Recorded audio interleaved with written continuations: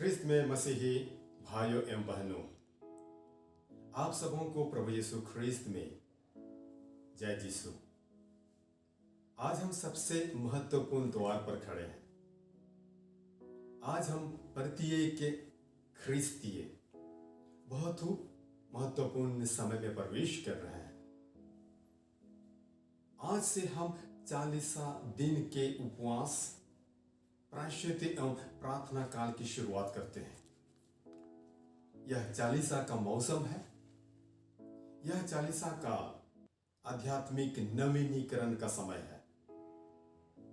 यह 40 काल ईश्वर के साथ एक अतरंग संबंध को फिर से खोजने और उसके करीब आने का समय है। यह 40 काल हमारे क्रूस को उठाने और यीशु का अनुसरण करने का समय है, ताकि हम उनके साथ महिमा में जी उठें। यह 40 काल प्रार्थना, उपवास और भिक्षा देने का समय है, जो पास्का रविवार को प्रभु के पुनरुत्थान के गौरवशाली उत्सव की ओर ले जाएगा। अतः आइए हम ईश्वर की कृपा के लिए प्रार्थना करें कि हम 40 दिनों की इस यात्रा को शुरुआत करने के लिए ईश्वर हमारा नेतृत्व कर सके। कलीसिया में 40 की अवधि राकबुत से शुरू होती है और पवित्र सप्ताह में अंत होती है। यह एक ऐसी अवधि है जो 40 दिन तक है, जो हमें 40 दिन और रात की याद कराती है, जिसमें प्रभु यीशु ने रेगिस्तान में उपवास और प्रार्थना करते हुए बिताए थे। 40 काल का प्राथमिक उद्देश्य हमें प्रभु यीशु ख्रिस्त के मृत्यु और पुनरुत्थान के उत्सव के लिए तैयार करता है। कलीसिया हमें उसके बच्चों को मेटोनिया या सच्चे पश्चाताप की ओर जाकर हमारी प्राथमिकताओं को पुनः व्यवस्थित करके और उपवास, प्रार्थना, भिक्षा और आत्म नियंत्रण के माध्यम से हमारे मूल्यों, आदर्शों और महत्वाकांक्षाओं को बदलकर इस लक्ष्य को प्राप्त करने का प्रयास कराती है। इसलिए कैथोलिक कलीसिया हमसे अपेक्षा करती है कि हम इस मौसम को यानी 40 काल को प्रार्थना, उपवास और भिक्षा देने में बिताएं। यही 3 पारंपरिक आयाम हैं जो 40 काल को चिन्हित करते हैं। 40 काल की इस अवधि में हर ख्रिस्तियों के लिए तिपाई स्टैंड है।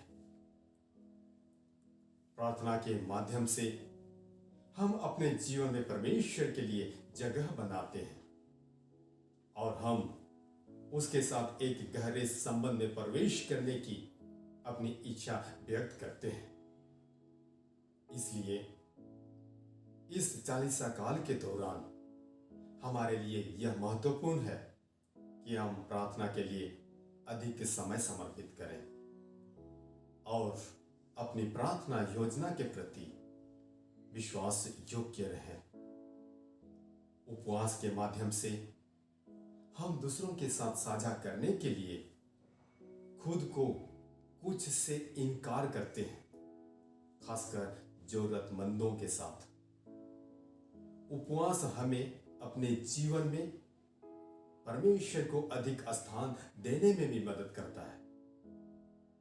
यह याद रखते हुए हम केवल रोटी पर ही नहीं रह सकते, बल्कि परमेश्वर के हर एक वचन के आत्मिक भोजन से जीवित रह सकते हैं।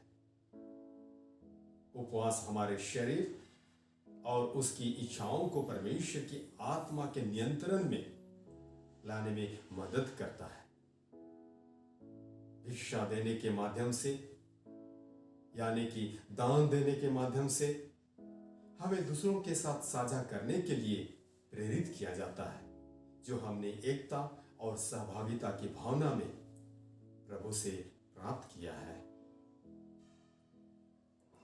आज के पाठ में भविष्यवक्ता नबी योएल ने लोगों को अपने पूरे दिल से परमेश्वर के पास लौटने के लिए आमंत्रित किया एवं सच्चे पश्चाताप का आह्वान किया।